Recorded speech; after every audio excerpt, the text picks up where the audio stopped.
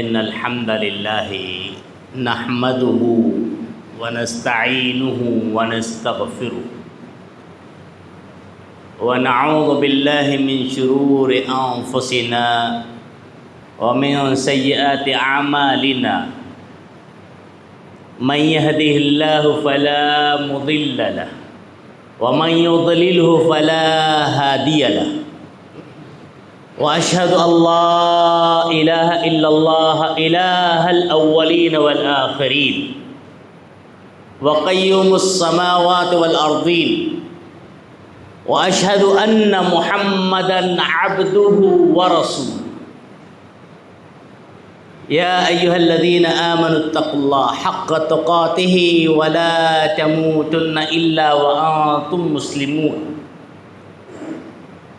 يا أيها الناس اتقوا ربكم الذي خلقكم من نفس واحدة وخلق منها زوجها وبث منهما رجالا كثيرا ونساء واتقوا الله الذي تساءلون به والأرحام إن الله كان عليكم رقيبا يا أيها الذين آمنوا اتقوا الله وقولوا قولا سديدا يصلح لكم أعمالكم ويغفر لكم ذنوبكم ومن يطع الله ورسوله فقد فاز فوزا عظيما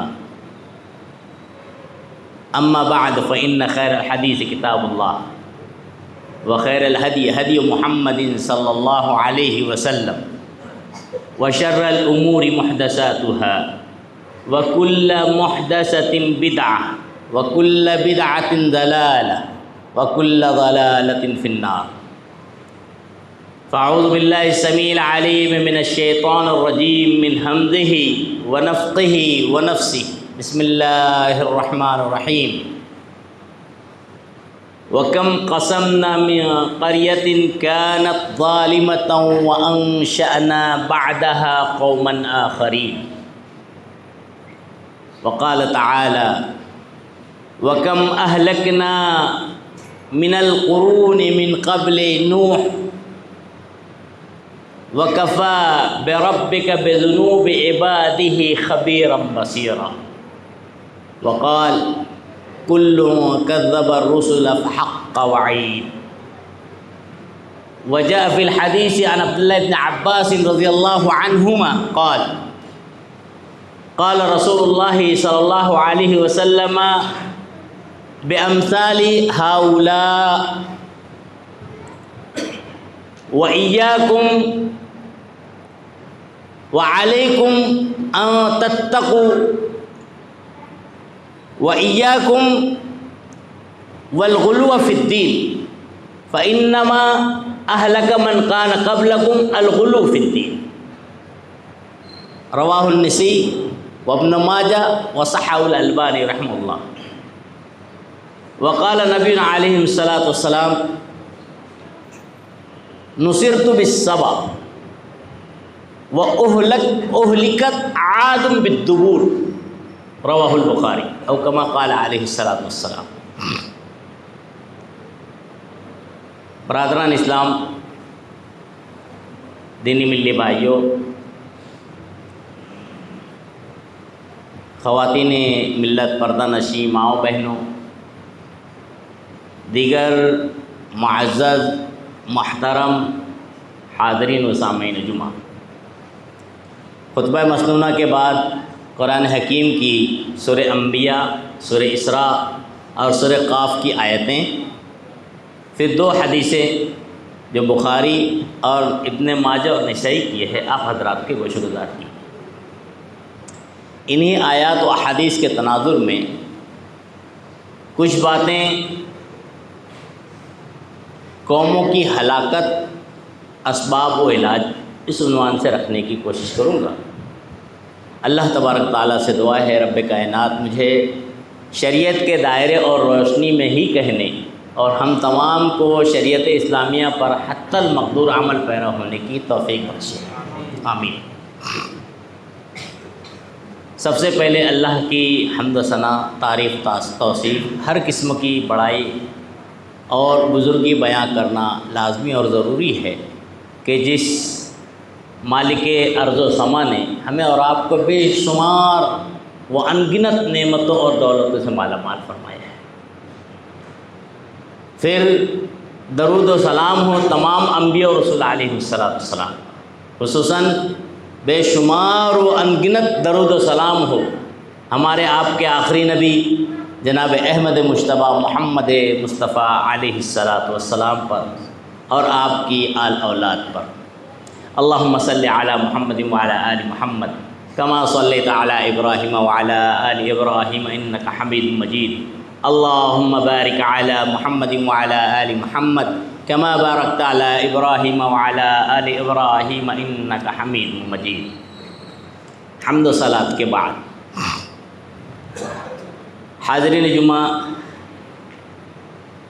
ہم قرآن حکیم کو بغور پڑھیں اور شریعت کا بغور مطالعہ کریں تو معلوم ہوتا ہے کہ ہماری شریعت اسلام میں، خاص طور سے قرآن حکیم میں، جہاں تمام ہی انسانوں کی رشد و ہدایت کے لیے بہت سے اسباق پائے جاتے ہیں، وہیں ہماری شریعت میں اور خاص طور سے قرآن حکیم میں ان تمام لوگوں کے داستان، زندگی کی کہانی کا ایک بڑا ذخیرہ بھی موجود ہے، جو اپنی کرتوتوں کی وجہ سے، اپنے اعمال کی وجہ سے، اپنے طور طریقے کی وجہ سے اللہ رب العالمین کے عذاب میں گرفتار ہوئے اور عذاب الہی میں گرفت ہونے کے بعد اس دنیا سے صفحہ ہستی سے معدوم ہو گئے۔ اور شریعت میں جو قومیں ہلاک ہوئی ہیں، تباہ ہوئی ہیں، اللہ کے عذاب سے دوچار ہوئی ہیں، ان کے اسباب و علل کو بار بار اجاگر کیوں کیا گیا ہے؟ کیونکہ ایسا طریقہ، ایسا راستہ، ایسا طرز عمل کوئی بھی انسان اور خاص طور سے اہل ایمان ہرگز اختیار نہ کرے۔ یہ واقعات، اسباب بتائے ہی اس لیے گئے ہیں تاکہ بندہ مومن جب اپنے لیے کوئی راہ متعین کرے تو یہ دیکھے کہ اس راہ میں اللہ کے حدود کی پامالی نہ ہو، شریعت کی خلاف ورزی نہ ہو، ورنہ وہی انجام جو گزشتہ اقوام کا ہوا اس قوم کا بھی ہو سکتا ہے۔ اسی لیے شریعت میں اس کے اسباب و علل کو بار بار اجاگر کیا گیا، جا بجا بتایا گیا۔ اسباب و علل کیا وجوہات تھی، کیا سبب تھے قومیں تباہ ہوئی، اللہ کے عذاب میں گرفتار ہوئی، اس کی تفصیل جاننے سے پہلے تمہیدی طور پہ چند باتیں سمجھ لیں تاکہ موضوع کو سمجھنے میں آسانی۔ آپ تاریخ اسلام کو مطالعہ کریں، آپ کو ایک نقطہ ملے گا۔ نقطہ یہ ملے گا کہ شیطان جس کے بارے میں اللہ رب العالمین قرآن میں جا بجا کہتا ہے، کیا؟ ان الشیطان لکم عدو، شیطان تمہارا کیا ہے؟ کھلا دشمن ہے۔ فاتخذوہ عدوا، دشمن دوست نہیں بنانا، دشمن ہی بنانا۔ اللہ نے فاحذروا، بچتے رہنا۔ سورہ یوسف 12 میں اللہ رب العالمین اشارہ فرماتا ہے ان الشیطان للانسان عدو مبین، یقیناً شیطان انسان کا کھلا دشمن۔ اب یہ کھلا دشمن تو ہے، اس کی دشمنی ابدی ہے، یہ ہم اور آپ جانتے ہیں، لیکن آپ کو معلوم ہونا چاہیے بڑا شاطر اور چالاک بھی ہے۔ شریعت میں ایک نقطہ ملے گا، تاریخ بتاتی ہے کہ شیطان نے ابتداء ایک چال چلی، اور چال یہ چلی کہ جتنی بھی انبیاء کے مدعو قومیں تھیں ان کو ابتدا میں نبیوں کے خلاف بھڑکایا، اور اتنا بھڑکایا کہ نبی کے جو مخالفین تھے بعضوں نے بعض نبیوں کو جلا وطن کیا، بعض نبیوں کو ستایا، یہاں تک کہ بعض انبیاء کو قتل بھی کیا گیا۔ لیکن شیطان تو بہرحال شیطان ہے، مہلت ملی ہوئی ہے نا، ربی پکارا تھا نا، پروردگار، اللہ نے ادا سن لی تھی، اس کی مان لی تھی، اللہ نے موقع بھی دے دیا کہ ہاں ٹھیک قیامت تک الا عبادک منہم المخلصین، اللہ نے کہہ دیا جتنے وار ہیں جتنے حربے ہیں تو اختیار کر لے، میرے جو مخلص بندے ہوں گے تیرا حربہ ان پہ چلنے والا نہیں۔ بہرحال شیطان تو شیطان نے دیکھا، تاریخ بتاتی ہے کہ بھائی انبیاء کا قتل جو ہے نا، اچھا کے علاوہ برے لوگ بھی ناپسند کرتے ہیں۔ نبیوں کا قتل اچھے تو نہیں پسند کرتے، جو برے لوگ ہیں جو ان کے مخالفین ہیں وہ بھی پسند نہیں کرتے ہیں۔ تو شیطان نے ایک شاطرانہ چال چلتے ہوئے قوموں کو، نبی کے ماننے اور نہ ماننے والوں کو نبی کی محبت میں گرفتار کیا، ولیوں کی محبت میں گرفتار کیا، اور شیطان کا یہ وار اتنا خطرناک، اتنا شاطر کہ پہلے وار سے زیادہ فائدہ مند اور کارث ضرب ثابت ہے۔ پہلے قتل کروانا، اب دوسرا جو شاطرانہ چال چلی شیطان نے، اب قتل نہیں کروایا بلکہ ولیوں نبیوں کی محبت میں انسانوں کو گرفتار کر دیا۔ اور یہ ایسا شاطرانہ طریقہ ہے، ایسی چال ہے کہ جو بھی اس چال میں شیطان کی پھنسا تباہ اور برباد ہو گیا۔ کہتے ہیں نا دشمنی دو طرح کی ہوتی ہے، ایک محبت کی دشمنی، ایک نفرت کی دشمنی۔ شیطان نے یہ محبت کی دشمنی میں امت کو تباہ کر دیا۔ تو بہرحال یہ شیطان کا جو حربہ ہے نا کہ لوگوں کو شخصیت میں ابھارنا، شخصیت کا جو ہے پیروکار بنانا، اکابر پرستی میں مبتلا کر دینا، ایک بے لگام محبت میں کسی کو پھنسا دینا کسی کی، بس وہاں سے اس کی تباہی کی پہچان ہے، علامت ہے۔ اور شیطان نے یہی چال چلی تھی جس کی تفصیل انشاءاللہ آپ آگے جانیں گے۔ اللہ رب العالمین نے اس دنیا میں بہت سی قوموں کو تباہ کیا ہے۔ اللہ قرآن میں کہتا ہے سورہ انبیاء میں، وَكَمْ قَسَمْنَا مِنْ قَرْيَةٍ، اور ہم نے کتنی ہی قریہ، گاؤں کو، شہر کو، گاؤں والوں کو، قسمنا، توڑ مروڑ کر رکھ دیا۔ کیوں؟ اللہ نے اس کی علت خود بیان کی ہے، کانت ظالمہ، وہ قوم ظالم تھی۔ یعنی اللہ رب العالمین بندے مومن کو ڈھیل دیتا رہتا ہے، انسان کو تمہیل کا راستہ اختیار کرتے ہوئے ڈھیل دیتا رہتا ہے۔ لیکن جب اللہ رب العالمین کی ڈھیل کا وقت ختم ہوتا ہے اور جب گرفت آتی ہے، اللہ فرماتا ہے کانت ظالمہ، وہ قومیں ظلم کر رہی تھی، حد سے تجاوز اختیار کر رہی تھی۔ ظلم کی تعریف میں کہا جاتا ہے وضع الشیء علی غیر محلہ، کسی چیز کو غیر محل پر رکھنا، یعنی مقام والدین مقام ادب ہے، بجائے بچے کو ادب کرنے کے نالائکی، بے احترامی، بے ادبی، والدین کو جو ہے مذاق، والدین کے ساتھ نفرت آمیز الفاظ، یہ اگر اختیار کر رہا ہے تو یہ والدین کے مقام کو گھٹا رہا ہے۔ اللہ رب العالمین کا مقام یہ ہے کہ بندہ خالص اللہ کی بندگی کرے، اور بندگی میں جتنی بھی تعلقات ہیں، جتنی بھی متعلقات ہیں بندگی کی، عبادت کی، خالص اللہ کے لیے کرے۔ اگر بندہ اللہ کو چھوڑ کے کسی اور کی بندگی یا اور عبادت کے متعلقات میں کسی اور کو شریک کر رہا ہے تو اللہ کے ساتھ ظلم کر رہا ہے۔ کانت ظالمہ، قومیں ظلم کر رہی تھی، نافرمانی کر رہے تھے، شرکشی پر اڑی ہوئی تھی۔ اللہ رب العالمین نے کم قسمنا، کتنے کو ہم نے توڑ مڑوڑ کے رکھ دیا، تباہ کر دیا، ہلاک کر دیا۔ دوسری جگہ اللہ سورہ اسرا، سورہ نمبر 17 آیت نمبر 17 میں کہتا ہے وَكَمْ أَهْلَكْنَا مِنَ الْقُرُونِ، کتنی ہی قرون یعنی کتنی ہی قوموں کو ہم نے ہلاک کر دیا من بعد نوح، حضرت نوح علیہ السلام کے بعد، اور اللہ رب العالمین بندے کے گناہوں سے باخبر ہے۔ اللہ تبارک تعالیٰ نے ان 2 آیتوں میں اشارہ دیا کہ اللہ نے بہت سی قوموں کو تباہ کر دیا، ہلاک کر دیا۔ کیا سبب بنا، کیا وجہ بنی؟ آپ اگر تاریخ کا، شریعت کا بغور مطالعہ کریں تو اسباب بھی مختلف ہیں، اور جو قومیں تباہ ہوئی ہیں، اللہ کے عذاب میں گرفتار ہوئی ہیں، ان کی گرفتاری کا انداز بھی اللہ نے مختلف رکھا ہوا ہے، سبب بھی الگ اور گرفتاری کا جو ہے طریقہ کار بھی الگ۔ کیوں؟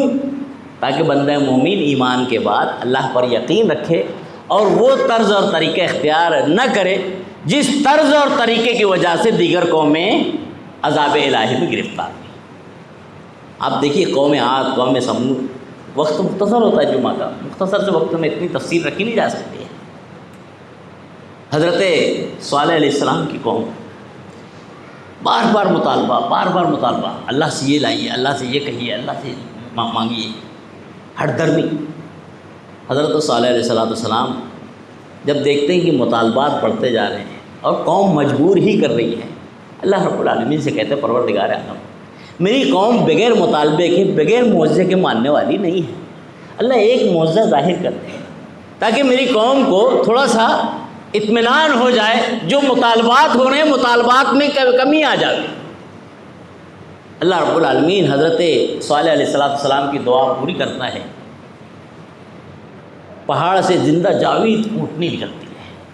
حضرت نوح علیہ السلام، حضرت صالح علیہ السلام سمجھ جاتے ہیں کہ اگر اونٹنی نکل گئی ہے، اللہ کا معجزہ آ گیا ہے، تو مطلب چیونٹی کو پر آ گیا ہے۔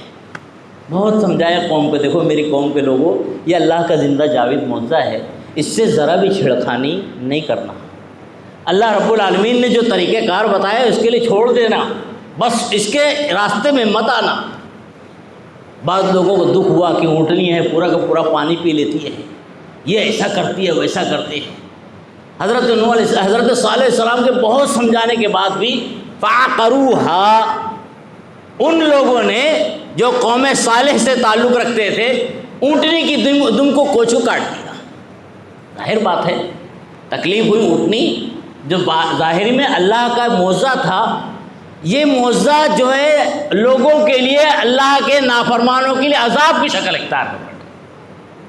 پھر اللہ رب العالمین کا عذاب آیا، اور ایسا عذاب کہ رہتی دنیا تک ہم اور آپ سن رہے ہیں، سمجھ رہے ہیں اور عبرت حاصل کر رہے ہیں۔ قوم شعیب آج ہمارے معاشرے میں دیکھنے میں آتا ہے، بہت سے لوگ ایسے ہیں جو سمجھتے ہیں کہ اتنا کوئی خاص پکڑ نہیں ہے، ناپ تول میں کمی زیادتی کرتا، بہت پکڑ ہے۔ سورہ مطففین کا مطالعہ کریں، اللہ رب العالمین کہتا ہے ویل للمطففین، ناپ تول میں کمی بیشی کرنے والوں کے لیے ہلاکت ہے، تباہی ہے۔ ہم نے معاشرے میں مسلمانوں کو کوئی اہمیت نہیں دی ہے، من چاہا بڑھا دیا، من چاہا گھٹا دیا، اور اس کو اتنا بڑا جرم نہیں سمجھ رہا ہے معاشرہ، خاص طور سے مسلم معاشرہ۔ حضرت شعیب علیہ السلام کی قوم کا تذکرہ پڑھیے۔ حضرت شعیب علیہ السلام نے قوم کو کہا کہ اے قوم کی لوگوں، اے میری قوم، اللہ کی بندگی کرو، اس کے علاوہ کوئی معبود برحق نہیں، ولا تنقصوا المقیاس والمیزان، میری قوم تمہارے اندر ایک برائی ہے، میزان یعنی ترازو میں کمی بیشی کرتے ہو، لیتے وقت تو پورا پورا، دیتے وقت تو آدھا ادھورا، ڈنڈی مار رہے ہو، داپ تول میں کمی کر رہے ہو، یہ بہت بڑا جرم ہے، اللہ ناپسند کرتا ہے۔ قوم نے نہ مانا، نتیجہ یہ ہوا، اللہ نے اشارہ دے دیا قرآن میں، اگر ہے میری قوم شعیب، حضرت شعیب علیہ السلام نے کہا نہیں مانو گی کہ اللہ رب العالمین کا ایک عذاب تم پہ احاطہ کر لے گا۔ بعد میں وہی ہوا، اللہ کے عذاب میں گرفتار ہو۔ فرعون کو کون نہیں جانتا ہے؟ وقت اتنا مختصر ہوتا ہے، میں اس لیے خاص طور سے اشارہ دے رہا ہوں۔ فرعون انا ربکم الاعلی، اتنا خود پسندی، اللہ رب العالمین کو تکبر اور خود پسندی پسند نہیں ہے۔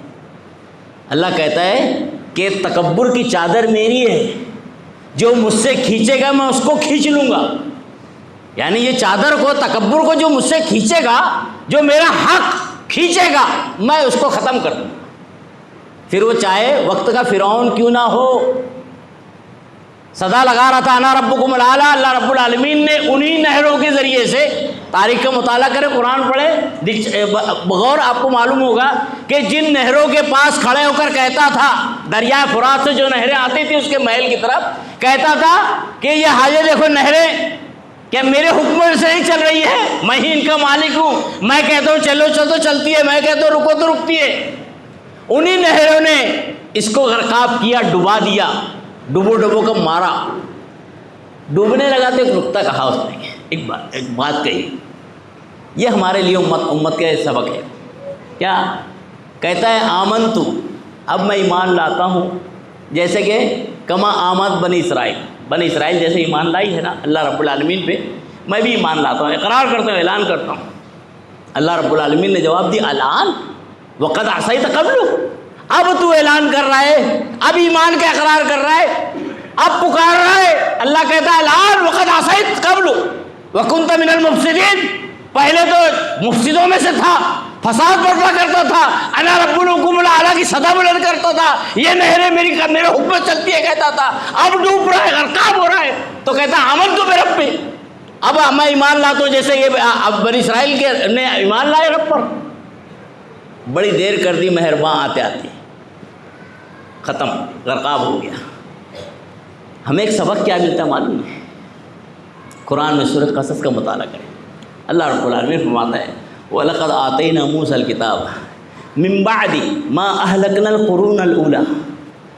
بعض لوگ جہلا کے ساتھ رہ کے، جہلا کی باتیں سن کے جاہلوں جیسی باتیں کرنے لگتے ہیں. ہمارے اندر نادان بھی ہیں، کمیل، اور وہی نتیجہ جو جاہلوں کا ہوتا ہے، چاہے وہ جاہل غامدی ہو، چاہے مرزا علی ہو، یا اس کے نقش قدم پر چلنے والا کوئی بھی ہو، ان کی باتوں میں آ کر وہی جاہلانہ انداز اختیار کرتے ہوئے بعض ہمارے نوجوان بھی نادانی اختیار کرتے ہوئے الفاظ کہتے ہیں. کیا نبی کی بات ہے نا، اتنی خاص اہمیت کی حامل ہے. ہاں قرآن کا ہم رد نہیں کر سکتے. یہ چوچلا انکار حدیث کا، یا آپ کو مختصر نہیں سمجھنا چاہیے، بہت بڑا چوچلا ہے، یہ بہت بڑا شوشہ ہے، بہت بڑا فتنہ ہے. اور آپ کو معلوم ہونا چاہیے اگر ایک مسلمان ہونے کے بعد ایک حدیث صحیح، صرف ایک حدیث صحیح سند سے آنے والی حدیث، جانتے ہوئے کہ صحیح سند سے آتی ہے، اگر اس کا رد کر رہا ہے تو وہ ایک حدیث کا نہیں، پورے اسلام کا انکار کر رہا ہے، پوری شریعت کا انکار کرنے والا ہے. اور ایک صحابی کی تنقید کرنے والا، چاہے وہ ادنیٰ صحابی ہو یا اعلیٰ درجے کے صحابی ہو، ایک صحابی کی تنقید کرنے والا پورے صحابہ کرام کا تنقید کرنے والا اور ان کا مذاق اڑانے والا ہے. اور صرف صحابہ کی تنقید نہیں ہے بلکہ شریعت اور اسلام کی تنقید ہے، اللہ اور اس کے رسول کی باتوں کی تنقید ہے. اللہ کا انکار ہے، رسول کا انکار ہے، ایک حدیث کا انکار. تو بہرحال بات جوہلا ہیں، کہتے ہیں حدیث کا معاملہ ہے، کوئی مسئلہ نہیں ہے. قرآن کا مطالعہ کریں. اللہ رب العالمین نے اشارہ دیا ہے وَلَقَدْ آتَيْنَا مُوسَى الْكِتَابَ مِن بَعْدِ مَا أَهْلَكْنَا الْقُرُونَ الْأُولَىٰ.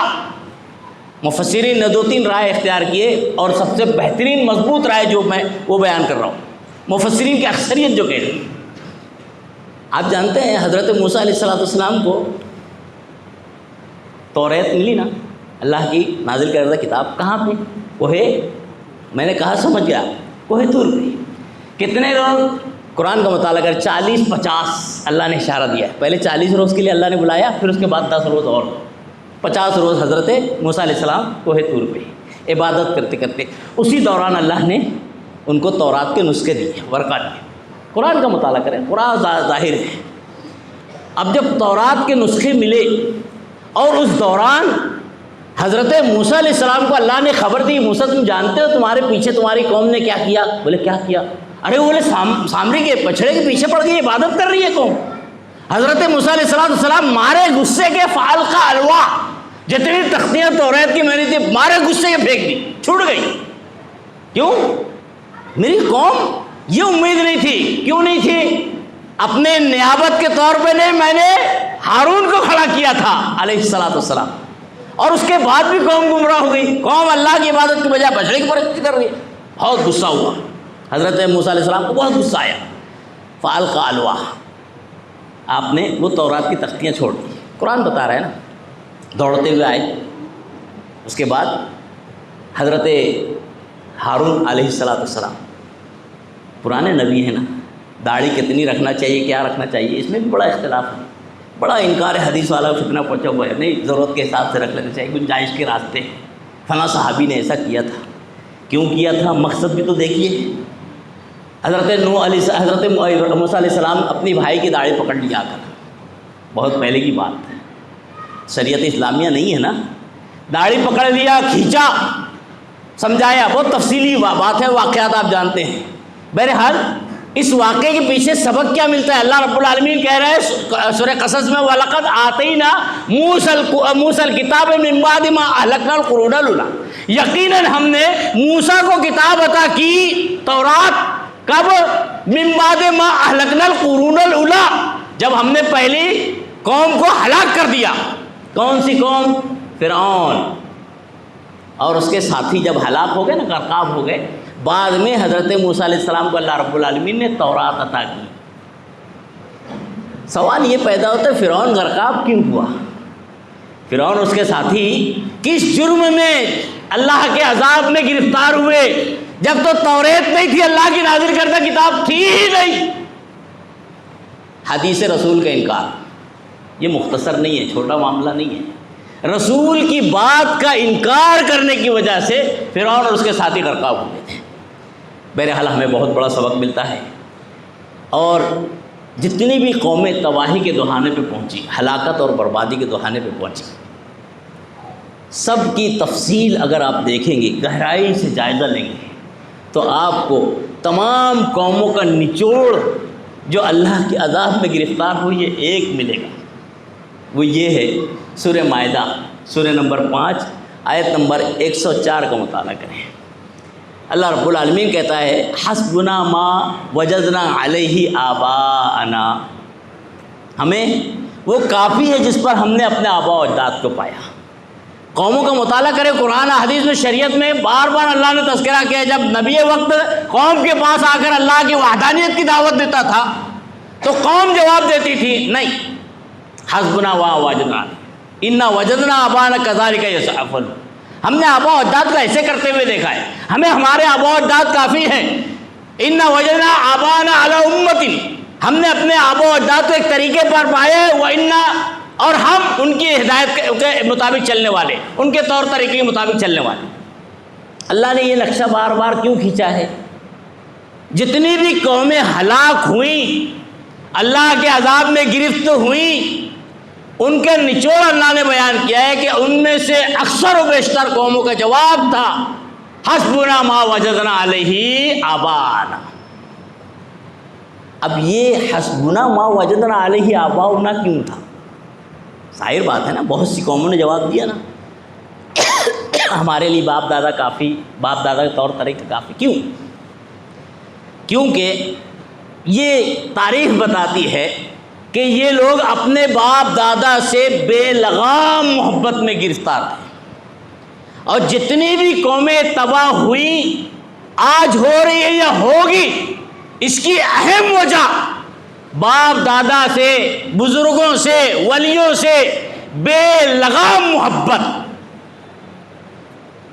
موٹی مثال، بہت سے لوگ اہل بیت کے فتنے میں مبتلا ہو گئے، حضرت علی کے فتنے میں مبتلا ہوئے۔ کیوں؟ یہ میں فتنہ کیوں کہہ رہا ہوں معلوم جانتے ہیں آپ؟ نبی کریم صلی اللہ علیہ وسلم نے فرمایا تھا علی ایسا وقت آئے گا کہ تیری محبت میں قوم تباہ ہو جائے گی، ہلاک ہو جائے گی، علی تیرے بغض میں قوم ہلاک اور برباد ہو جائے گی۔ دونوں چیزیں ہیں نا، آج ہمارے معاشرے میں ہے، کچھ بغض علی کا اعلان ہے تو کچھ حب علی میں، آل بیت کی محبت میں تباہ اور برباد۔ یہ بے لگام محبت آدمی کی تباہی کی اہم وجہ بنی ہے، پچھلی قوموں کی بھی، آج بھی، اور رہتی دنیا تک۔ اسی لیے آپ دیکھیے نبی کریم صلی اللہ علیہ وسلم کو جہاں پہ بھی بو آئی بے لگام محبت کی، آبا پرستی کہیے، اکابر پرستی کہیے، یا عقیدت کا غلو کہیے، شخصیت پرستی کا یہ جناب محمد رسول اللہ صلی اللہ علیہ وسلم نے فوراً اس کو ٹوک دیا. یہ ہمارے نبی کی سنت رہی ہے. فوراً آپ نے منع کیا. کئی مثالیں ہیں. ایک مرتبہ نبی صلی اللہ علیہ وسلم شادی کی محفل میں بیٹھے ہوئے ہیں, بچیاں دف بجا رہی ہیں, دف بجا رہی ہیں. دف سے یہ مراد نہ لے لے کہ ڈھول اور تاشے اور ڈی جے, نہیں, دف کا الگ ایک وہ طریقہ کار ہے اور الگ جو ہے ضابطہ ہے, اور ڈی جے ڈھول یہ سب دف میں نہیں آتے. بچیاں دف بجا رہے تو خوشی کا موقع تھا. نبی کریم صلی اللہ علیہ وسلم بیٹھے ہیں, بچیاں گا رہی ہیں. گاتے گاتے کہتی ہیں ایک بچی, وفینا نبی یعلم ما فی غد, ہم میں ایک نبی ہے جو کل کی باتوں کو پہچانتا ہے, جانتا ہے.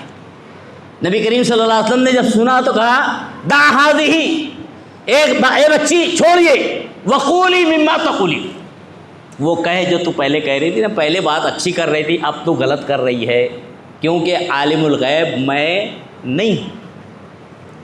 یہی نہیں, کئی موٹی مثالیں ہیں. نبی کریم صلی اللہ علیہ وسلم کی اولاد نرینہ میں جو بچے ہوتے ہیں, 3 بچے تھے. ایک بچہ جو تھا ابراہیم, بڑے تھے, کافی بڑے ہونے کے بعد ان کا اللہ رب العالمین کی دیکھیے حکمت, اللہ نے اٹھا لیا, انتقال ہو گیا. اب اتفاقاً اسی روز خسوف لگ گیا, یعنی سورج گرہن. اللہ کے نبی کریم صلی اللہ علیہ وسلم کو معلوم ہوا کہ لوگوں کے اندر یہ چیز پائی جا رہی ہے, لوگوں میں چیمے گوئیاں ہیں کہ سورج گرہن کی وجہ. نبی کریم صلی اللہ علیہ وسلم خطبے کے لیے کھڑے ہوئے اور آپ نے کیا کہا معلوم؟ اے لوگو, یا ایھا الناس, اے لوگو, ان الشمس والقمر, یہ سورج اور چاند آیاتان من آیات اللہ, اللہ کی نشانیوں میں سے نشانی ہے. لا ينخسفان لموت احد ولا لحیات, کسی کی موت و حیات پر یہ منخسف نہیں ہوتے. کسی کی موت کی وجہ سے یا کسی کی زندگی کی وجہ سے ان کے اوپر سورج پہ گہر نہیں لگتا, چاند پہ گہر نہیں لگتا. جہاں پر بھی آپ کو یہ جرثومہ نظر آئے آپ نے فوراً ٹوک دیا, کہیں میری امت خرابی میں نہ پڑ جائے, کہیں میری امت بے لگام محبت میں نہ پڑ جائے, کہیں میری امت اکابر پرستی میں نہ پڑ جائے اور گمراہی میں نہ مبتلا ہو جائے, جیسے دیگر قومیں کو مبتلا ہو, جیسے کہ دیگر قومیں عذاب الہی میں گرفتار ہوئی, میری امت اسلام میں نہ گرفتار ہو جائے. اسی لیے آپ نے بارہا موقع بہ موقع ٹوک دیا, اور خاص طور سے جہاں پر یہ مہلک مرض نظر آئے آپ نے فوراً ٹوکا. ایک مرتبہ نبی کریم صلی اللہ علیہ وسلم بیٹھے ہوئے تھے, بنو عامر کا ایک شخص, حضرت انس راوی حدیث ہیں, کہتے ہیں بنو عامر کا ایک شخص تھا, دیہاتی تھا. اس نے پکارا یا سیدنا و ابن سیدنا و خیرنا و ابن خیرنا. 2-3 روایتیں ملتی ہیں. ایک روایت میں نبی صلی اللہ علیہ وسلم نے کہا, جب یہ بات سنی نا بنو عامر کے دیہاتی شخص سے, یا سیدنا و ابن سیدنا, تو آپ نے کہا کہ اللہ سید, اے فلاں تم جو کہہ رہے ہو نا, یا سیدنا, اے ہمارے سردار اور سردار کے بیٹے, اللہ سید, اللہ سردار ہے. آپ نے اس کو ٹوک دیا. اس کے بعد جب اس نے کہہ دیا نا جملہ پورا, تو آپ نے کہا یا ایھا الناس, اے لوگو, علیکم بتقوا, اللہ کا تقوی اختیار کرتے رہنا. لا یستہوینکم الشیطان عنی, میرے بارے میں اے امت محمدیہ تمہیں شیطان گمراہی میں مبتلا نہ کر دے. اس سے پہلے کی قوموں کو گمراہ کر دیا تھا, یہود کو گمراہ کیا تو عزیر کو اللہ کے برابر لے آئے علیہ السلام. نصارہ کو گمراہ کیا, حضرت عیسیٰ علیہ السلام کو اللہ کے ہمسر بنا دیا. اللہ کے نبی جناب محمد رسول اللہ صلی اللہ علیہ وسلم نے فرمایا لا تطرونی کمطرۃ النصارى عیسی ابن مریم, اے امت اسلام, اے مسلمانوں, مجھے ویسا مقام مت دینا, وہ مرتبہ مت دے دینا, وہ اس مقام پر مت بٹھا دینا جس مقام پر یہود و نصارہ نے اپنے وقت کے نبیوں کو بٹھا دیا تھا. لا ترفعونی فوق منزلۃ التی انزل اللہ علیہ, مجھے اپنے مقام سے زیادہ اونچا مت اڑانا. یہ کون کہہ رہا ہے؟ آقا دو جناب محمد رسول اللہ صلی اللہ علیہ وسلم. آپ کہہ رہے ہیں لا یستحینکم الشیطان عنی, میرے بارے میں تمہیں شیطان گمراہی میں مبتلا نہ کر دے. میرے بارے میں تم ایسے الفاظ اختیار مت کرنے لگنا جو گمراہی کا اور اللہ کے عذاب کا سبب بن جاوے, جیسا کہ گزشتہ قوموں کے عذاب کا سبب بن گیا تھا. بہرحال اشارہ یہ ہے کہ جتنی بھی قومیں تباہ ہوئی اور اللہ کے عذاب میں گرفتار ہوئی, ہلاک ہوئی, اس کی اہم وجہ اللہ رب العالمین نے قرآن میں جا وجہ بیان فرمائی ہے، وہ یہ کہ قوم کا کہنا تھا ہمیں ہمارے آباء و اجداد کافی ہے۔ آج بھی امت اسلام کا اکثریت کا یہی حال ہے کہ آج بھی کسی آدمی کو معلوم ہے شریعت یہ ہے، قرآن یہ ہے، حدیث نبی کریم صلی اللہ علیہ وسلم کی صحیح حدیث یہ ہے۔ ایک مولوی صاحب جانتا ہے، پڑھا ہوا ہے، پھر بھی اس کو قرآن اور حدیث سے کوئی چیز مانے ہے تو دو چیزیں، ایک تو ایک بائی ایک اور دوسرے آباء و اجداد۔ بندہ یاد رکھنا، آباء و اجداد یہ ایسا مہلک مرض ہے جو قوموں کی تباہی کا سبب بنا ہے۔ آج بھی امت کی اکثریت کی تباہی کا سبب یہی اکابر پرستی اور آباء و اجداد سے بے لگام محبت اور شریعت سے میں جو بتائی گئی ہے اس کے علاوہ اس کے خلاف چلتے ہوئے غیر شرعی باتوں کو جو ہے شریعت مان لینا، یہ آبا پرستی کی وجہ ہے، اور یہ وجہ بے لگام محبت سے آتی ہے، اور یہی اسی کی شریعت میں سختی سے ممانعت بیان کی گئی ہے، اور یہی چیز قوموں کی ہلاکت کا سبب بھی بنی ہے۔ وقت اجازت نہیں دیتا ہے، ایک نقطہ بتا کے اپنی بات کو سمیٹ لیتا ہوں۔ اگر اس کی وجہ تلاش کرے کہ آبا پرستی میں محبت میں بیجا قوم پڑی کیوں ہے کل بھی اور آج بھی، تو اس کی وجہ یہی معلوم ہوتی ہے کہ شیطان نے پہلے لوگوں کو گمراہ کیا، نبیوں کو قتل کیا۔ دوسرا شاطرانہ چال چلی شیطان نے کہ نہیں، اب قتل کرنا یا لوگوں کو نبیوں کے خلاف کھڑا کرنا صحیح نہیں ہے، بلکہ لوگوں کو عقیدت میں گمراہ کر دینا، یہی تاریخ میں ملتا ہے شیطان کا حربہ چال ہے جس میں امت کی اکثریت پڑی ہوئی ہے۔ اللہ رب العالمین سے دعا کرتے ہیں پروردگار عالم ہمیں دین کی صحیح فہم اور سمجھ عطا فرما دے گے۔ اللہ رب العالمین جو بھی گزشتہ قوموں کی ہلاکت کا ذریعہ اور سبب بنا ہے، جو اسباب ہیں، جو طریقہ کار ہے، اللہ رب العالمین ان تمام طریقوں سے، ان تمام اسباب سے ہماری حفاظت فرما دے گے۔ اللہ رب العالمین جن چیزوں سے پرہیز کا شریعت نے حکم دیا ہے، اللہ رب العالمین انہیں پرہیز کرنے والا بنا دے۔ جن چیزوں کو اختیار کرنے کی شریعت نے ترغیب اور تاکید بتائی ہے، اللہ رب العالمین ان چیزوں کو اختیار کرنے کی توفیق عطا فرما دے۔ اللہ رب العالمین مسلمانان عالم پریشانی سے دوچار ہیں، خاص طور سے اہل غزہ، فلسطین اور حلب کے اور دیگر اہل توحید۔ اللہ رب العالمین تمام ہی اہل توحید کی، اہل اسلام کی اللہ رب العالمین غائبانہ امداد اور نصرت عطا فرما دے۔ اللہ رب العالمین ہم میں بھی جو پریشانی سے دوچار ہو، اللہ رب العالمین اس کی پریشانی کو دور فرما دے۔ پریشانی مالی ہو، اللہ رب العالمین اس کے رزق حلال میں کشادگی اور برکت عطا فرما دے۔ پریشانی اور اولاد کے تعلق سے اللہ رب العالمین اولاد کو راہ ہدایت نصیب فرما دے۔ پریشانی کسی جوڑے کو اولاد نہ ہونے کے تعلق سے ہو، اللہ رب العالمین ان جوڑوں کو اللہ رب العالمین اولاد نرین عطا فرما دے۔ پریشانی اولاد کے رشتوں کے تعلق سے ہو، اللہ رب العالمین ان کی اولاد کے لیے بہتر سے بہتر رشتہ استوار فرما دے۔ اللہ رب العالمین پریشانی جسمانی ہو، اللہ انہیں صحت کاملہ عاجلہ نصیب عطا فرما دے۔ اللہ رب العالمین جو ہم میں گزر گئے ہوں، اللہ ان کی کروڑ کروڑ مغفرت عطا فرما دے۔ اللہ رب العالمین جب تک ہمیں اس دنیا میں رکھے، اللہ تیرے فرمانبردار بنا کر رکھنا۔ پروردگار عالم ہم دعا کرتے ہیں، اللہ جب تک اس دنیا میں رکھنا، تیرا ہی بندہ بنا کر رکھنا۔ پروردگار عالم ہمارا خاتمہ بھی حقیقی دین اور ایمان پر ہی فرما دینا۔ آمین۔ اقول قولی ھذا واستغفر اللہ لی ولکم ولسائر المسلمین انہ تعالی جواد کریم رؤوف رحیم فاستغفروہ انہ هو